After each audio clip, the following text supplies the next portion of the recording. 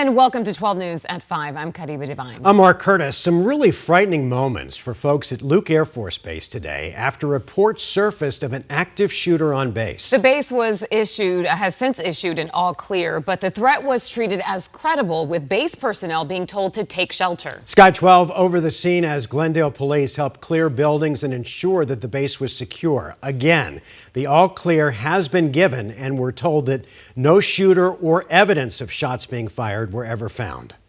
12 News reporter Joe Dana has been at Luke Air Force Base all day, where he's been looking into what prompted all of this. Joe, what have you heard?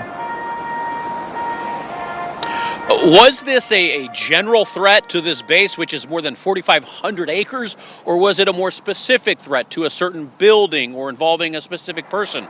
We just don't know. We're still waiting for details. What I can tell you is Brigadier General David Berkland of Luke Air Force Base says that the lockdown went exactly as it should have gone.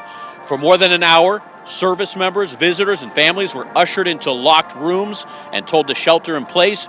Dozens of local and state law enforcement officials poured into the gates. The base says that this was an active shooter lockdown that began about 10:30, lasted an hour. No active threat was found.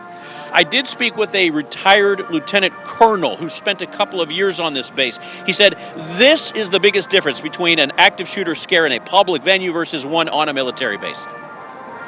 Training is the number one thing that I think of that differentiates a military active shooter event from a public active shooter event. It's a safer environment to be on a military installation, a federal installation, because there's a lot more training involved, and the security is practiced and well communicated, and they do this often.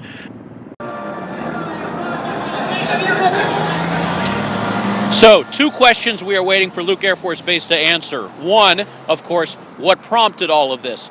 Two, is there a concern about a faulty intercom system? We heard from more than one person on the base during this that they couldn't understand well instructions that were given through the intercom system.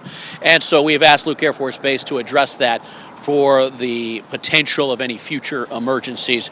Back here at Litchfield in Glendale, though, one reason this also got national attention, you're talking about a base that trains some of the best fighters in the world on the F-16 jets. And so in terms of national significance, it's a very big deal.